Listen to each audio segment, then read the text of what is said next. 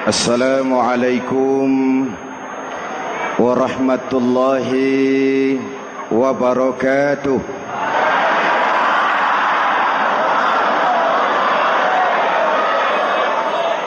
Alhamdulillahi rabbil alamin.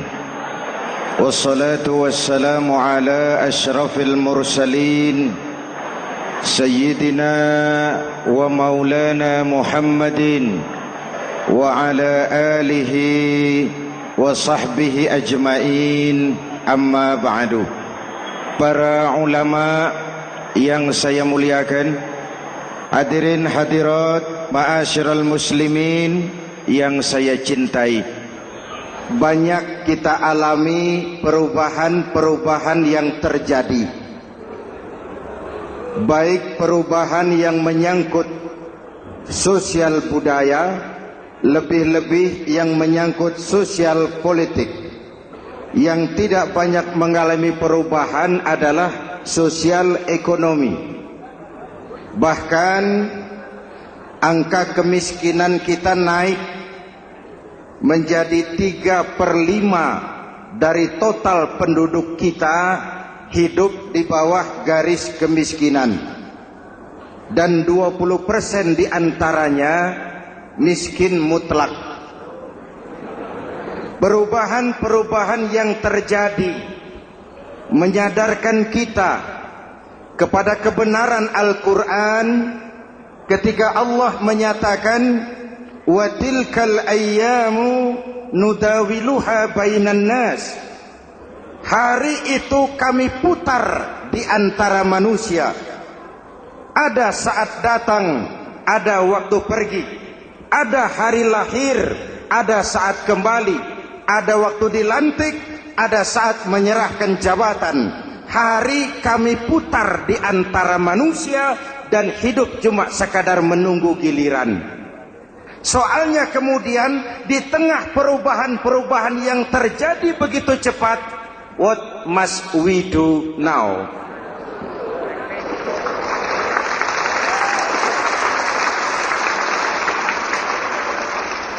Saya juga nggak ngerti itu. Yang penting kan penampilan. Saudara-saudara kaum muslimin di seluruh tanah air, jadi pemimpin adalah pelayan bagi orang yang dipimpinnya. Okelah, perbaikan ekonomi, pembukaan lapangan kerja baru kita serahkan kepada pemerintah, karena kita percaya mereka orang-orang terpilih belaka yang dipilih dengan kepercayaan akan mampu membawa rakyat keluar dari kesulitan. Amin. Tugas kita sekarang di zaman susah meluruskan akidah. Jangan sampai mbah dukun yang naik ke permukaan. Betul? Islam misinya yang pertama membebaskan manusia dari kemusyrikan.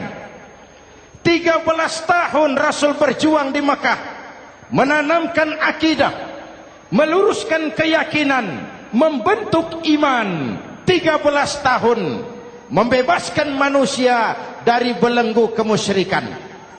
13 tahun menanamkan la ilaha illallah Muhammadur Rasul dengan seluruh konsekuensinya.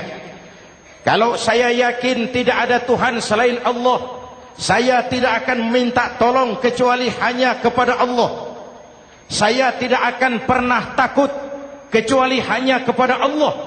Saya tidak akan menggantungkan hidup kecuali hanya kepada Allah.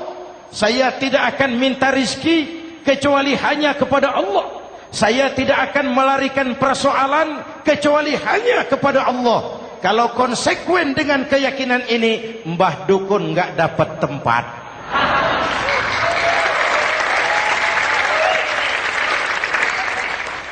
Akur? Ayo lihat secara sederhana. Saya sandaran di tiang, tiangnya ambruk, sayanya jatuh. Saya sandaran di tembok, temboknya runtuh, saya juga runtuh. Saya sandaran kepada orang kaya, dia jatuh miskin, saya bangkrut. Saya sandaran kepada jenderal, dia pensiun, saya selesai. Tapi kalau saya sandaran hanya kepada Allah, Allah tidak akan pernah miskin, Allah tidak akan pernah lumpuh, Allah tidak akan pernah terpuruk, dan Allah tidak akan pernah berkurang kekuasaannya.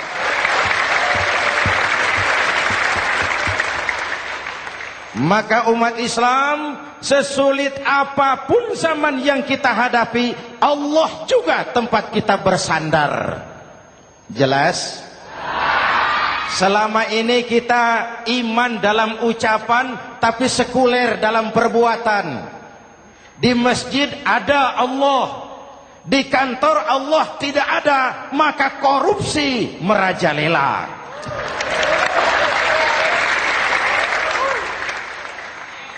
Di masjid ada Allah, di pasar Allah tidak ada, maka timbangan tetap curang. Kita iman dalam ucapan, tapi sekuler dalam perbuatan. Oleh karena itu, sesulit apapun zaman yang kita hadapi, iman jugalah pegangan kita. Allah juga tempat kita bersandar. Boleh zaman berubah, akidah jangan sampai goyah. Karena iman kita hidup, untuk iman kita berjuang, dan dalam iman kita ingin kembali menghadap Allah Subhanahu. Selama ini manusia Indonesia kita lebih banyak diisi otaknya, hati sering kosong, agama dangkal, akidah rapuh, moral rendah. Memang kemudian muncul banyak orang-orang pintar, cuma sayang tidak benar. Indonesia kita bangkrut, Indonesia kita terpuruk, Indonesia kita sakit parah kalau diurus orang yang cuma pintar tapi tidak benar. Kita perlu orang-orang pintar, tapi kita lebih perlu orang benar. Jelas? Kalau cuma pintar tapi tidak benar, itu yang sering saya sampaikan, nanti disuruh ngurus beras malah nimbun beras.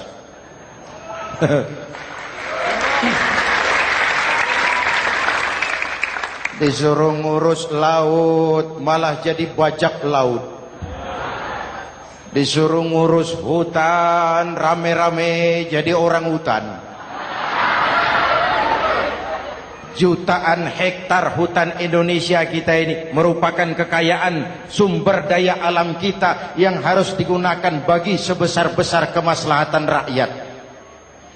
Yang disuruh ngurus hukum malah bikin hukum seperti pisau, tajam ke bawah, tumpul ke atas. Jangan heran lalu di masyarakat muncul street justice, pengadilan jalanan, sebagai refleksi dari ketidakpuasan melihat sikap hukum yang sangat berpihak. Kalau yang kecil salah, hukum cepat-cepat ditegakkan.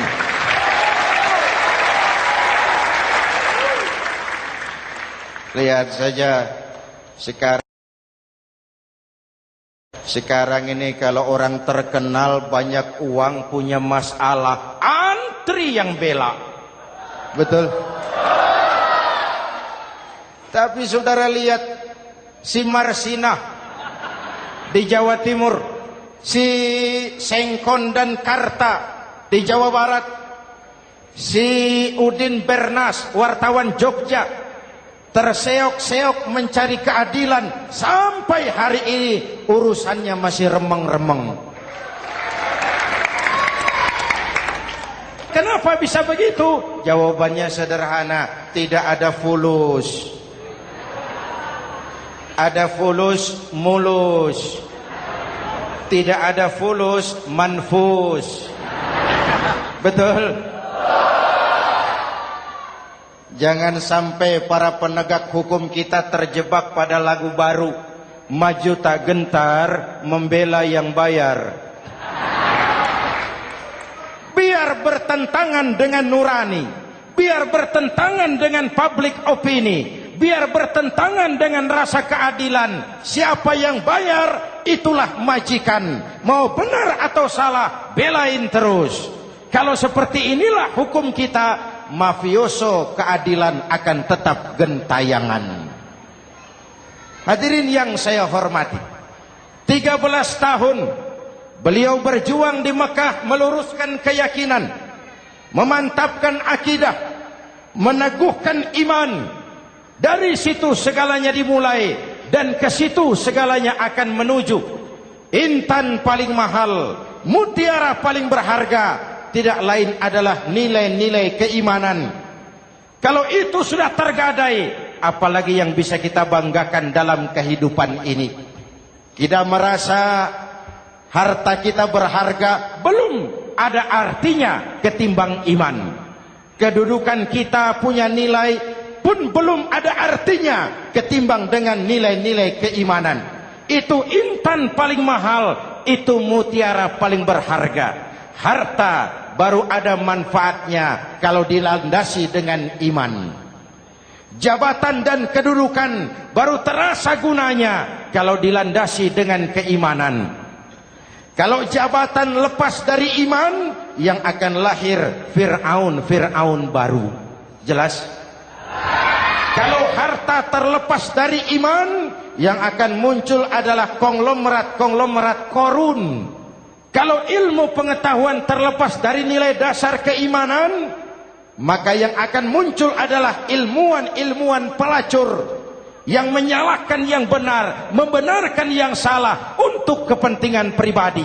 Dan kondisi seperti itu tidak akan membuat kita makin sehat. Oleh karena itu, pada kesempatan ini, pesan pertama saya, menghadapi zaman susah, tetap jaga akidah, tetap pelihara keyakinan. Kesulitan bukan untuk ditakuti, untuk diatasi. Hidup adalah kerja keras, bukan keajaiban. Perubahan tidak akan datang hanya dengan simsalabim abragadabra. Perubahan tidak akan muncul hanya dengan berandai-andai. Perubahan tidak akan turun dari langit seperti turunnya embun di waktu malam. Perubahan adalah kerja keras, sehingga Al-Quran membimbing kita, innallaha la yughayyiru ma biqaumin hatta yughayyiru ma bi anfusihim. Allah tidak akan mengubah keadaan suatu bangsa kalau mereka tidak mau mengubah apa yang ada di dalam diri mereka. Yang ada di dalam diri itu rule of thinking, state of mind, cara kita berpikir, cara kita memandang kehidupan, cara kita mengatasi persoalan. Hadirin yang saya hormati, inilah iman. Berangkat dari ini kita menyadari, ini ujian buat kita rakyat. Dan kita rakyat Indonesia ini kalau sama susah sih sudah kenyang. Ya Pak? Ya Pak? Kita ini sebagai bangsa mengalami apa yang disebut oleh Bung Karno up and down. Naik, turun, timbul, tenggelam, pasang, surut. 350 tahun dijajah oleh Belanda, kita susah. Berangkat Belanda masuk Jepang, susah lagi. Pergi Jepang, datang nikah, susah lagi. Lalu kita merdeka, dirongrong oleh berbagai pemberontakan, susah lagi. Makan bulgur, antri minyak. Lalu PKI berontak, susah lagi. Muncul orde baru, lama-lama susah lagi. Orde baru selesai, naik reformasi, mulai repot nasi, susah lagi.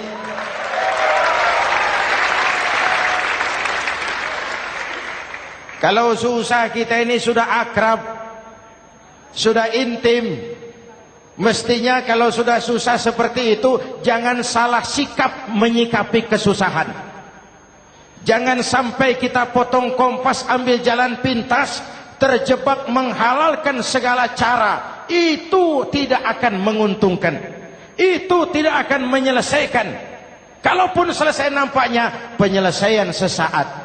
Dan penyelesaian sesaat bukan penyelesaian yang sebenarnya. Karena itu tetaplah dalam koridor keimanan. Boleh zaman berubah, akidah jangan sampai goyah. Silahkan masa berganti, tapi keyakinan jangan mati. Sekali la ilaha illallah, sampai tetes darah paling penghabisan, tetap la ilaha illallah. Sanggup? 3 orang. Sanggup? 21. Sanggup? Kalau sanggup kita harus konsekuen. Saudara-saudara di seluruh tanah air, misi yang kedua dari Islam setelah membebaskan manusia dari kemusyrikan, membebaskan manusia dari ras diskriminasi, mengikat manusia dengan tali akidah. Sebelum Islam datang, manusia dibedakan oleh warna kulit, manusia dibedakan oleh faktor keturunan, manusia dibedakan oleh faktor harta dan benda. Adalah Rasul yang mengajarkan, innallaha la yanzuru ila suwarikum wala ila amwalikum walakin yanzuru ila qulubikum wa a'malikum. Allah tidak melihat potonganmu, Allah tidak melihat hartamu.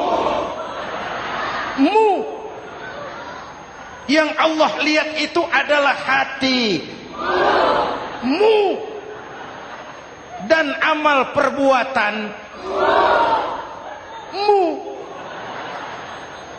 Jauh sebelum Amerika teriak-teriak membanggakan apa yang mereka sebut sebagai Declaration of Independence, Nabi sudah mengajarkan kepada kita semua, An-nas kulluhum li Adam wa Adam min turab, la fadla li Arabiyyin ala ujamiyyin illa bittaqwa. Seluruh manusia berasal dari Adam. Adam diciptakan dari tanah. Tidak ada kelebihan Arab dengan yang bukan Arab kecuali takwanya. Jauh sebelum Amerika mencanangkan bahwa semua manusia dilahirkan sama, that all men are created equal. Jauh sebelum itu Islam sudah membebaskan manusia dari ras diskriminasi. Apa dalam konteks kekinian? Menghadapi zaman susah, tetap jaga kerukunan. Ya Pak, ya Bu, oi Bu. Menghadapi zaman susah, tetap jaga kerukunan, baik antar umat seagama, antar umat beragama, maupun antar umat beragama dengan pemerintah. Menjaga kerukunan. Jangan saling sikat sikut di antara kita. Sebab kalau sudah rukun, saya ajak berhitung. 1 ditambah 1 sama dengan, itu matematika namanya. Hasilnya pasti. Tapi angka sosial hasilnya aneh. Saya ubah jadi angka sosial. Ayo kita berhitung lagi. 1 orang takut ditambah 1 orang takut sama dengan 2 orang setengah berani. Kenapa setengah berani? Karena sudah berdua. Tadi kan takut sendiri. Kalau sama-sama takut berkumpul jadi setengah berani. Kalau ditambah 1 orang takut lagi, 1 orang takut ditambah 1 orang takut ditambah 1 orang takut sama dengan 3 orang berani. Kenapa jadi berani? Karena sudah bertiga. Kita yang lemah, kita yang marginal, kita yang dikucilkan, bahkan kita yang dilecehkan, kalau mau rukun kita akan kuat dan tidak bakal dipermainkan orang.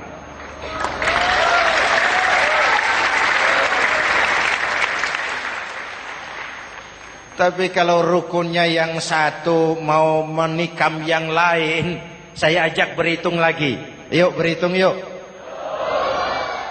1 ekor ayam ditambah 1 ekor musang sama dengan 1 ekor musang.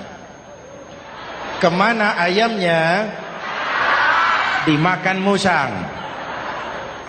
Betul nggak nih hitungan? Ayo kita hitung lagi. 1 ekor ayam ditambah 1 ekor musang sama dengan 1 ekor musang. Kemana ayamnya? Dimakan musang. Jadi kalau kita suka kumpul dengan orang yang mau makan kita, selesailah kita.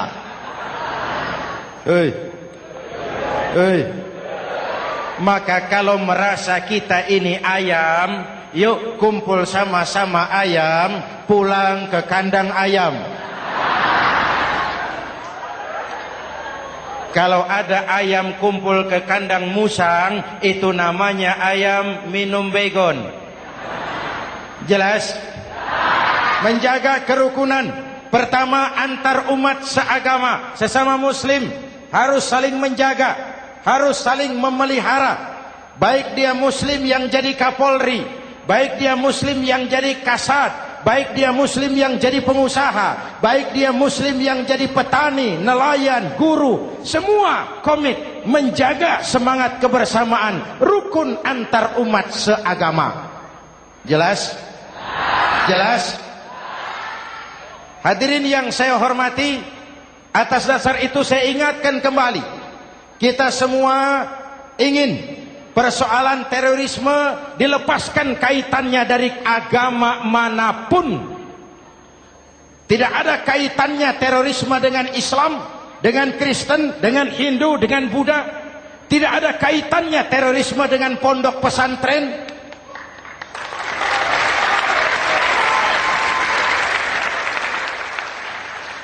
Jangan sampai pesantren jadi kambing hitam. Karena sejak zaman penjajahan, pesantren sudah terbukti memberikan kontribusi bagi perjuangan memerdekakan rakyat Indonesia. Rukun antar umat seagama. Yang kedua, rukun antar umat beragama. Islam ini rahmatan lil. Jangankan manusia walaupun berbeda agama, binatang saja dihormati. Ada hadis, fa iza zabahtum fa ahsinuz zibhata. Kalau kamu menyembelih hewan, sembelihlah dengan cara yang terbaik. Jangan menyembelih ayam dengan pisau tumpul.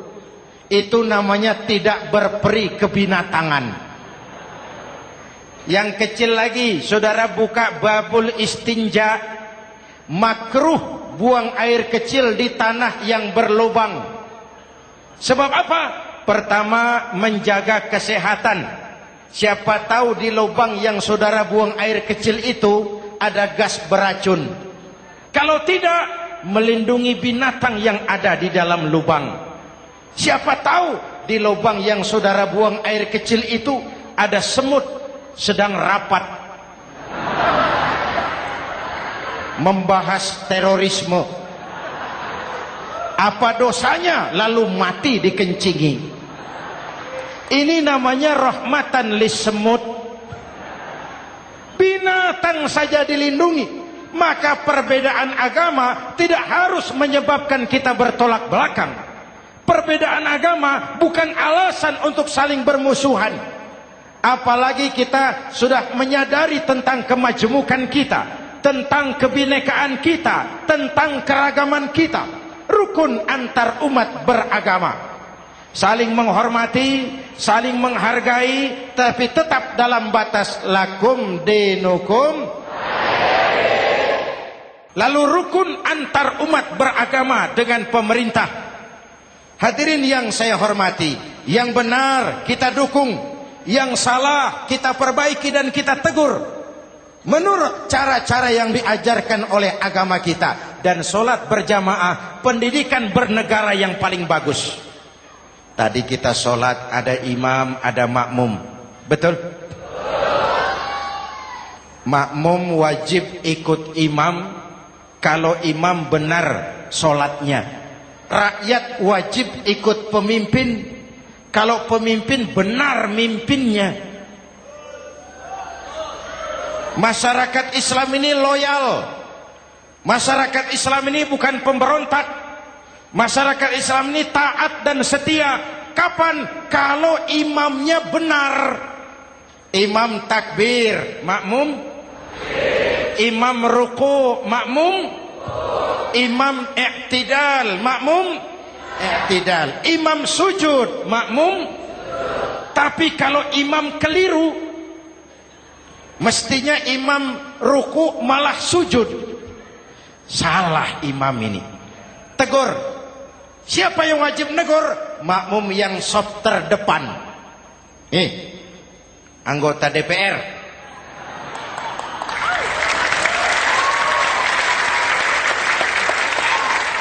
Ini wakil-wakil makmum ini. Saf di depan ini. Kalau imam keliru mereka paling tahu. Ngomong. Tegur. Bagaimana negurnya? Ada aturan main. Mestinya ruku, imam sujud. Salah ini imam. Subhanallah. Kan begitu negurnya. Betul? Tidak boleh juga imam keliru, makmum emosi. Main pegang. Woi, makmum salah. Hoi, hoi. Kacau sholat. Betul? Anggota dewan ini, saf di depan. Itu kalau imam keliru. Satu saat imam buang angin. Namanya manusia bisa buang angin toh. Apa makmum lalu berkata, demi kesetiaan saya kepada imam, imam buang angin, saya lebih keras lagi. Itu namanya fanatisme buta, loyalitas yang goblok. Imam buang angin, minggir. Iyyaka na'budu wa iyyaka nasta'in. Sampai situ imam buang angin, minggir imam. Lalu saf yang di depan maju. Tidak usah bikin solat baru, teruskan pekerjaan imam. Ihdinas siratal mustaqim. Teruskan. Kenapa? Kalau bikin solat baru lagi, nanti buang angin lagi. Bikin lagi solat. Kapan selesainya solat? Kapan selesainya membangun negara ini? Yang penting imam tahu diri, buang angin, minggir.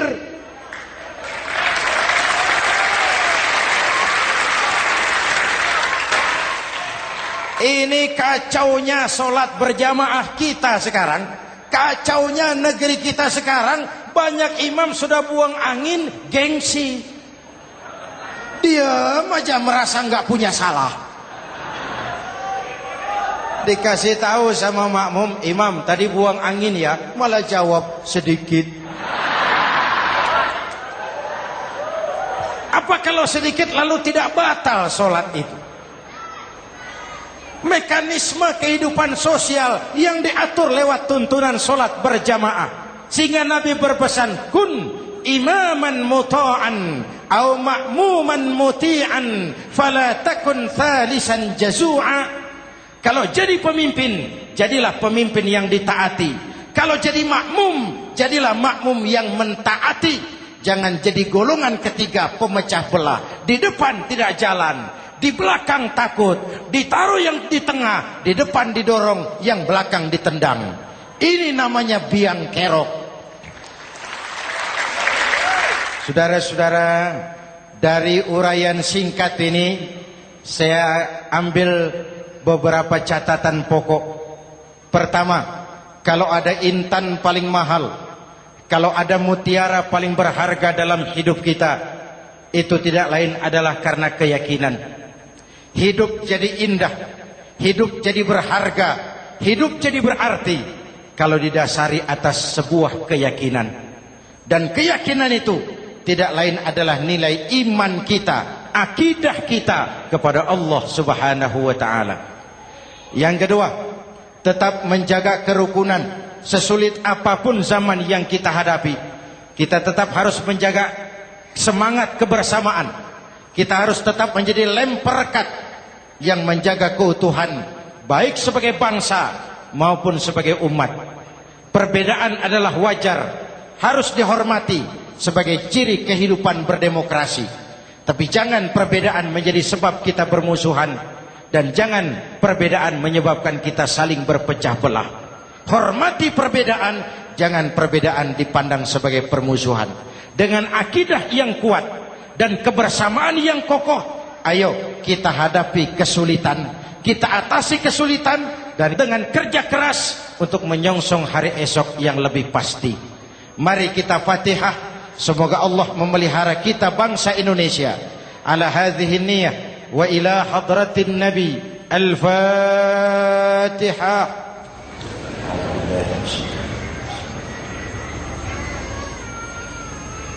Iyyaka na'budu wa iyyaka nasta'in. Ihdinas siratal mustaqim. Siratal ladzina an'amta 'alaihim. Bismillahirrahmanirrahim. Amin. Alhamdulillah Rabbil Alamin. Allahumma salli wa sallim mubarak ala Sayyidina Muhammadin wa ala alihi wa sahbihi ajma'in. Allahumma Rabbana taqabbal minna salatana wa siyamana wa qiyamana wa takhashu'ana wa ta'abbudana wa tammim taksirana ya arhamar rahimin. Allahumma aslih man fi salahihi salahul muslimin. Allahumma ahlik man fi halakihi salahul muslimin. Allahumma Rabbana la tu'akhizna in nasina aw akhtana. Rabbana wa la tahmil alaina isran kama hamaltahu ala alladhina min qablina. Rabbana wa la tuhammilna ma la taqata lana bih wa'fu 'anna waghfir lana warhamna anta maulana fansurna 'alal qaumil kafirin. Allahumma ij'alna minas su'ada'il makbulin wa la taj'alna minal ashqiya'il mardudin. Afdalu ma qultuhu ana wan nabiyyuna min qabli. La ilaha illallah.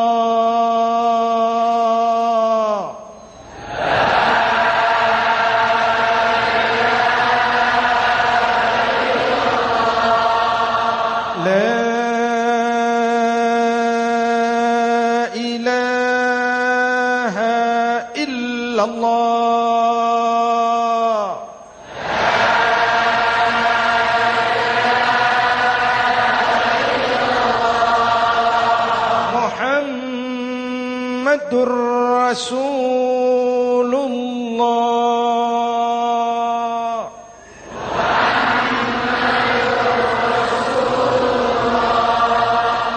Sallallahu alaihi wa alihi wa sallam. Kalimatu haqqin 'alaiha nahya wa 'alaiha namut wa 'alaiha wa biha nub'atsu insyaallah minal aminin minal aminin minal aminin rahmatika ya arhamar rahimin.